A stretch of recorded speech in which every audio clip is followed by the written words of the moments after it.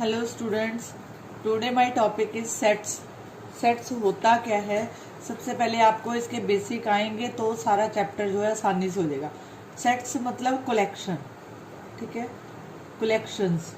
Okay, कोई चीज़ को collect करना। जैसे कई बच्चों का शौक होता है कि वो जो है कॉइन्स इकट्ठे करते हैं, ठीक है, कुछ कॉइन्स इकट्ठे करते हैं। जैसे हम कहते हैं घर में कि डिनर सेट मतलब उसको काउंट किया जाता है। जैसे 36 का सेट आता है, कोई 54 का सेट आता है, तो different different sets are given, ठीक है। उसके बाद जो है जैसे हम कहते हैं कि मेरे पास जो है आर डी शर्मा बुक्स का मतलब सेट है, तो ठीक है, तो हम उसको काउंट कर सकते हैं। जिनको हम काउंट कर सकते हैं मतलब कि सेट की जो मेन डेफिनेशन आएगी, यहाँ पे लिखेंगे सेट की main definition. Sets is well defined collection of objects। मतलब हम इसको काउंट कर सकते हैं। ओके, जैसे फॉर एग्जांपल मैं आपको अगर बोलती हूँ कि odd natural number, okay,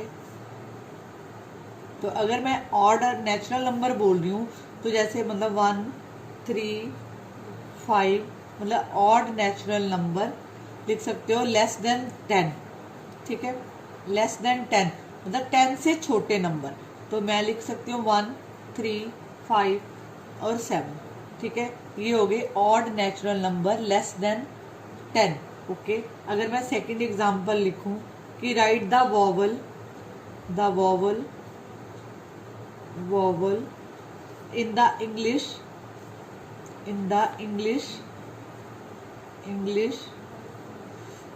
alphabet,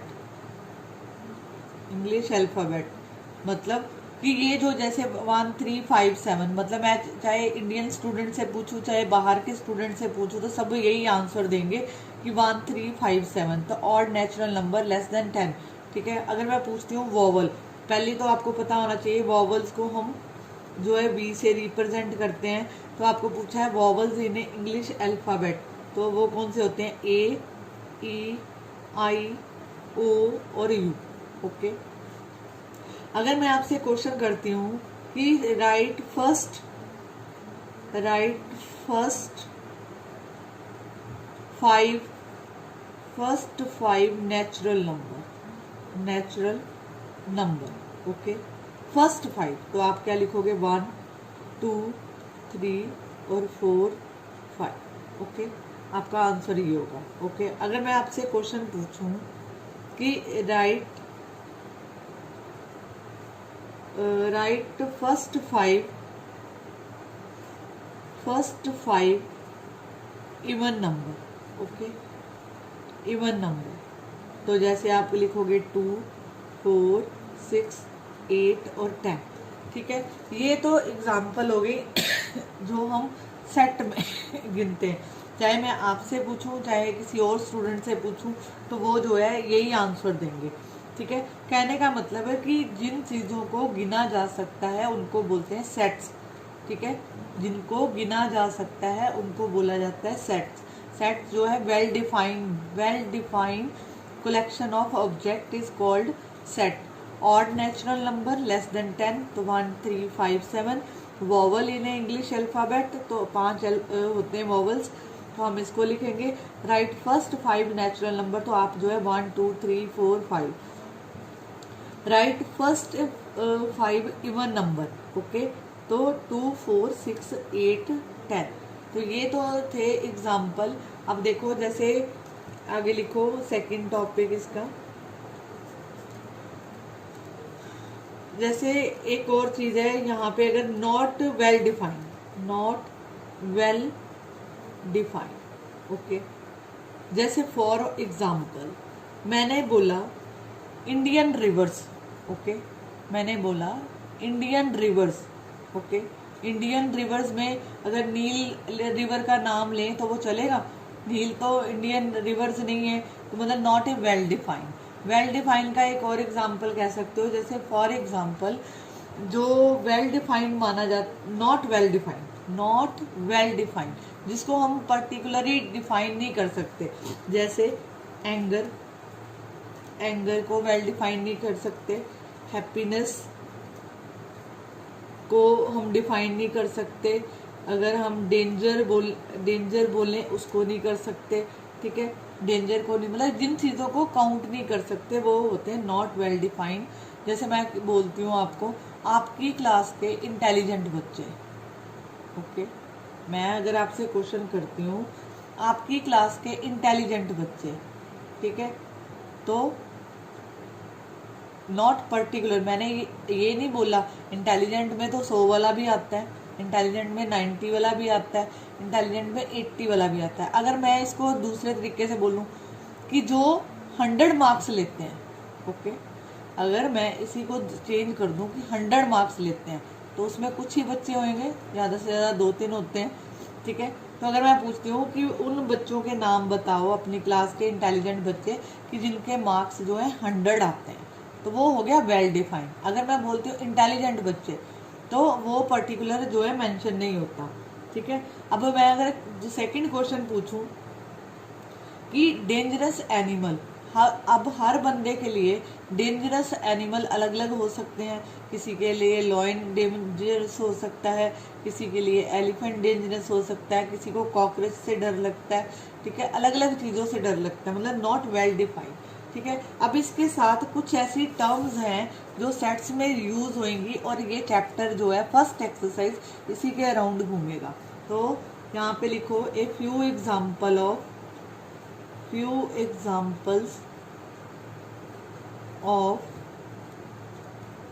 sets used particularly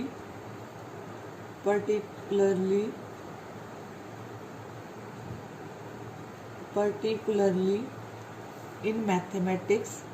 ये फेमिलियर हो आपके, कई बच्चों को इसका पता ही नहीं होता कि है क्या है, सिंपल है। फर्स्ट है natural number, okay, natural number, this is a basic, total chapter इसी के बेस पे है। पहला है natural number, it is denoted by N, capital N से लिखा जाता है। नेचुरल नंबर में 1 2 3 4 इनफाइनाइट, ये डॉट का मतलब सो ऑन, इनफाइनाइट नंबर है, ठीक है। तो कहने का मतलब counting number is called natural number, okay, natural number, clear.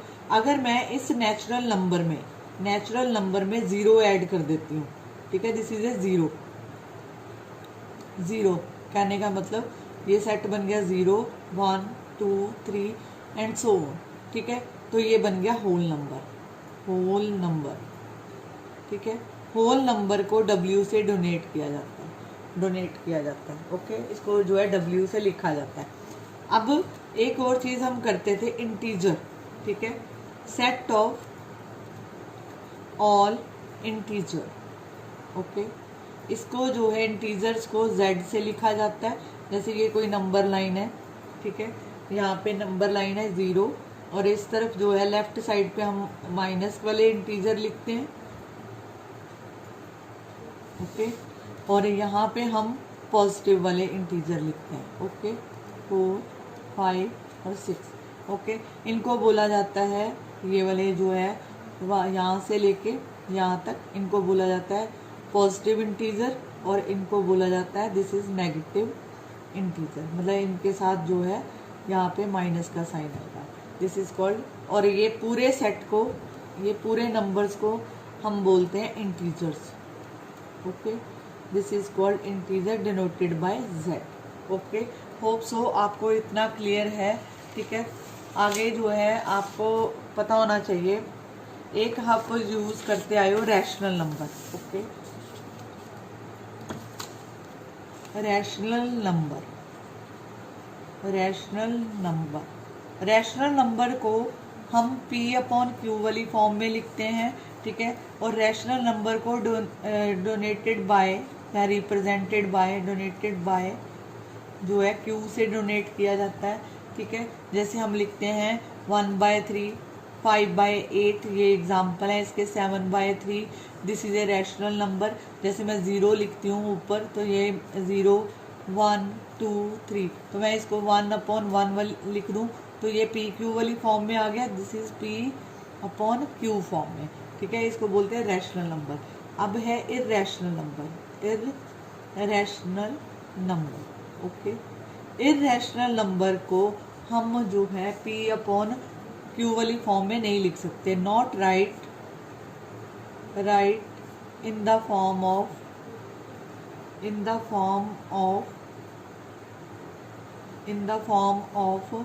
कह सकते हो, not right in the form of P/Q form, okay. This is called P/Q। आगे आ गया रियल नंबर। रियल नंबर जो है बेसिकली बनता है rational number plus irrational number से मिलके, ओके। इर्रेशनल नंबर, ठीक है। और इसकी सेकंड प्रॉपर्टी है कि रिप्रेजेंट इन, मतलब रियल नंबर को रिप्रेजेंट इन नंबर लाइन, हम इसको नंबर लाइन पे रिप्रेजेंट करते हैं, ओके। एक तो ये हो गया। अब है next topic prime number. This is A prime number. Prime number का मतलब those number whose divide itself, मतलब अपने ही नंबर से वो डिवाइड होते हैं। जैसे फॉर एग्जांपल 5 7 11 13 90, ओके। आपको होप सो यहाँ तक क्लियर है। अगर हम लिखें कि यहाँ पे कॉम्पोजिट नंबर,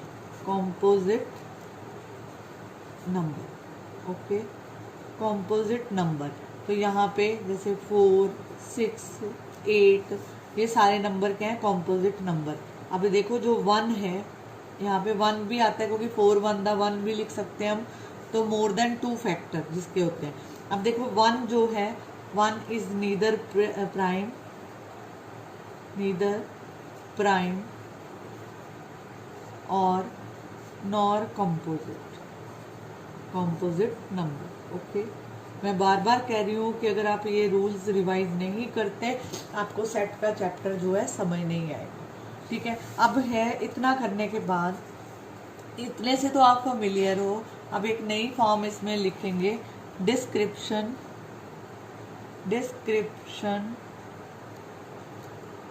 ऑफ सेट। दो तरह से लिखा जाता है, ये 2 टाइप का होता है जो अब हम यूज़ करेंगे।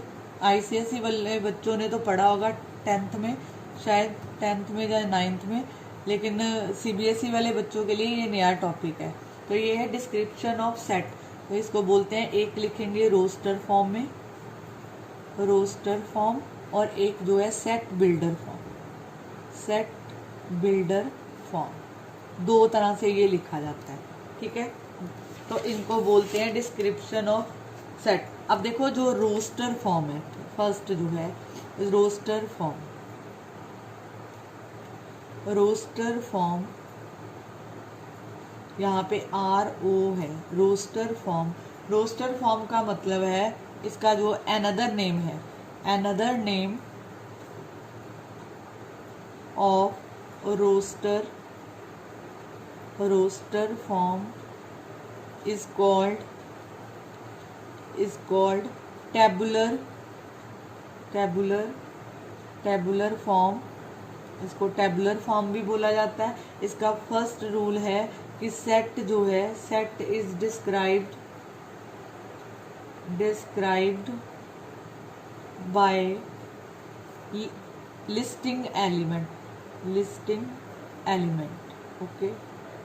सेकंड इसका रूल है, अगर हम लिखते हैं तो सेपरेटेड, इसको जो सेपरेट किया जाता है, सेपरेटेड बाय कॉमर्स, ओके। इसको कॉमर्स में लिखा जाता है, कॉमर्स, ओके। और इसमें जो है, इसको जो है विद इन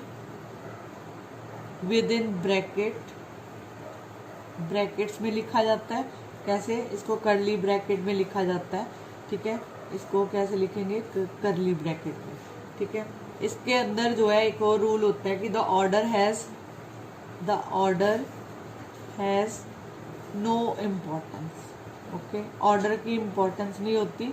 जैसे मान लो फॉर एग्जांपल मैंने आपको बोला वॉवल्स लिखो, ठीक है, 5 वॉवल्स हैं, ए ई आई ओ और यू। आपको ये एक सेट लिखा दे दिया। ओके, आफ्टर दैट अगर इसी सेट को मैं इस तरह लिख देती हूँ, यू ओ आई ई, मतलब दिस इज ए ऑर्डर। अगर हम इसको ऐसे लिख रहे हैं तो अगर मैं इसका ऑर्डर चेंज करती हूँ तब भी जो है इसको फर्क नहीं पड़ना चाहिए। तो order is has no importance. और एक और है कि रेपिटेशन जो है, रेपिटेशन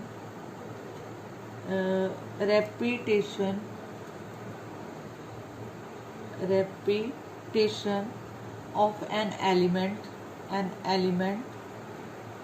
हैज़ नो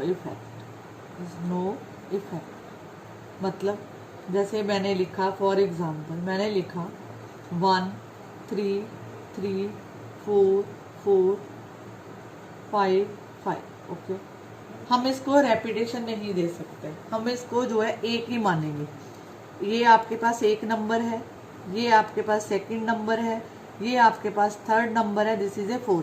तो हम इसको कैसे लिखेंगे, 1 3 4 और 5, this is A main order. Okay, repetition इसमें अलाउड नहीं हो। क्लियर? होप सो आपको इतना क्लियर है। अभी जो है इसका एक और है, दूसरी फॉर्म डिस्कस कर रहे हैं। अगर वो है set builder form. Set builder form में क्या होता है, स्टेटमेंट लिखी होती है कॉमर्स के अंदर, ठीक है, आप उसको जो है रिप्रेजेंट करते हो। जैसे मान लो ये लिखा है, आपको एक statement they the, x is a vowel of English alphabet. Okay, alphabet. Okay, ये आपको कोई स्टेटमेंट गिवन है। ओके, इसको जो है लिखा जाता है। इससे जो ये दो जो लिखा जाता है इसको बोलते हैं such that. Okay, this is called such that. X such that x is a vowel of English alphabet. Okay, इसके बाद अगर आपको ये लिखा मिल जाए, ये कोई ऐसा सेट लिखे, ठीक है। अगर आपको अब ये तो था सेट बिल्डर फॉर्म, अगर आपको रोस्टर फॉर्म में जाना है तो मैं रोस्टर फॉर्म में इसको यही लिखूंगी ना, AEIOU। Okay, this is a roster form, this form is called roster form. Okay, और ये जो ऊपर स्टेटमेंट में आपको गिवन है, this is called set builder form. अगर आपको ऐसे दिया है A इक्वल टू X और X is the first five odd number. Okay, first 5 odd number. तो अगर ये सेट बिल्डर फॉर्म है, आपको रोस्टर फॉर्म में जाना है, roster form.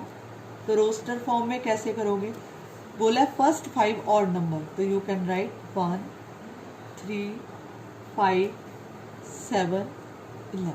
Okay, hope so आपको इतना क्लियर है, ठीक है। ये चैप्टर इतना हार्ड नहीं है, लेकिन अगर आपको बेसिक नहीं आते आपसे ये चैप्टर नहीं होगा, क्वेश्चन समझने वाली ज़रूरत है।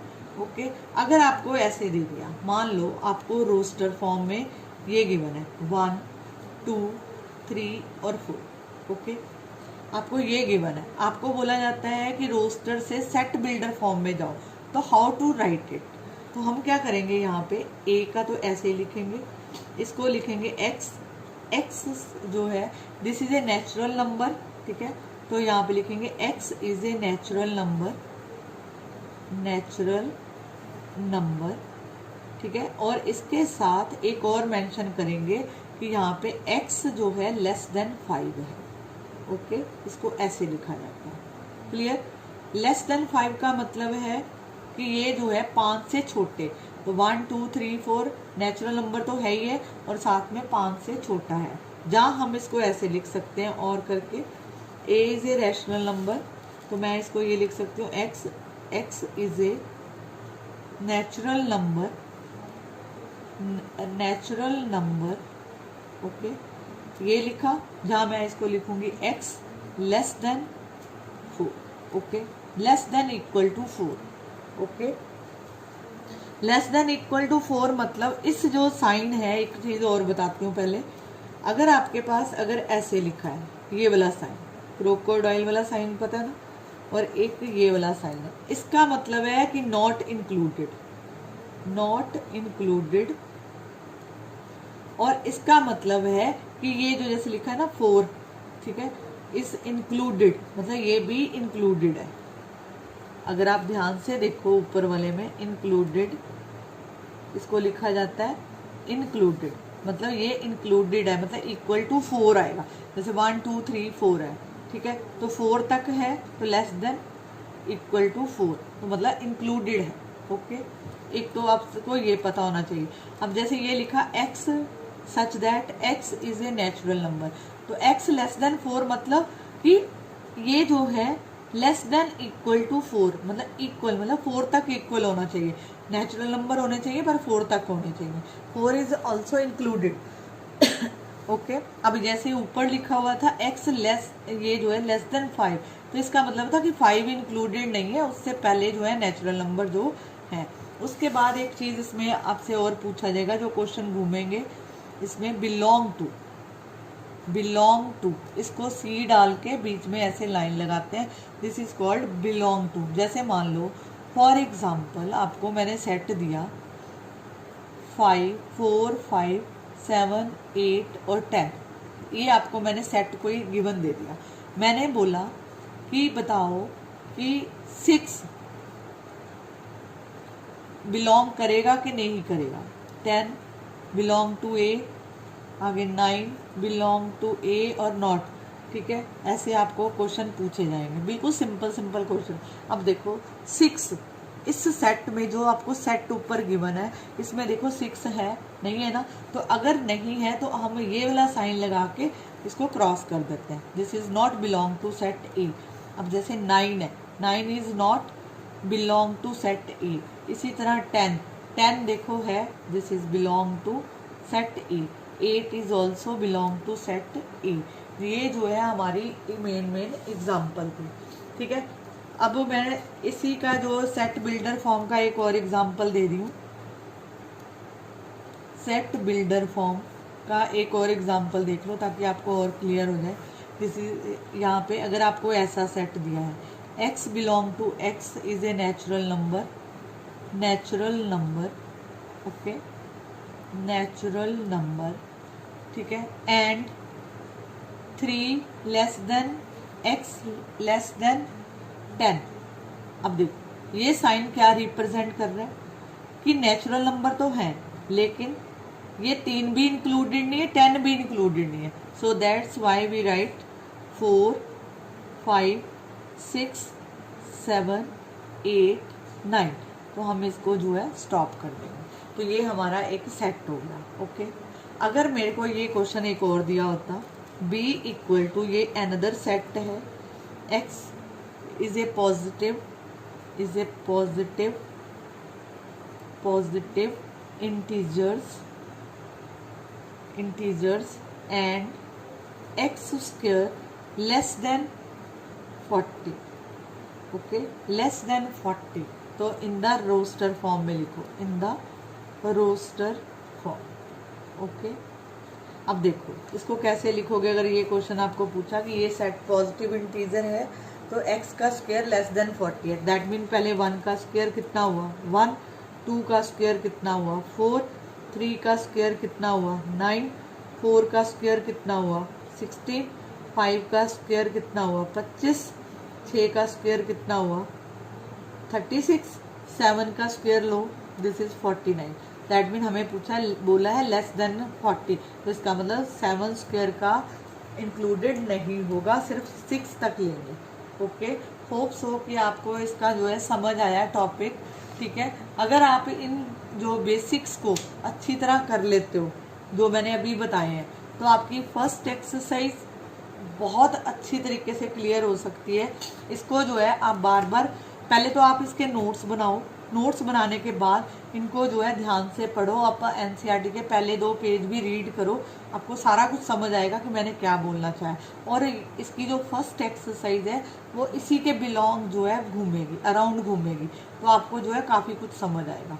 ठीक है, ये आपको आना ज़रूरी है, आफ्टर दैट नहीं तो आपसे कोई भी क्वेश्चन सॉल्व नहीं होगा। ठीक है, आप प्रैक्टिस करो। मैं नेक्स्ट क्लास में एनसीईआरटी की एक्सरसाइज स्टार्ट करूँ।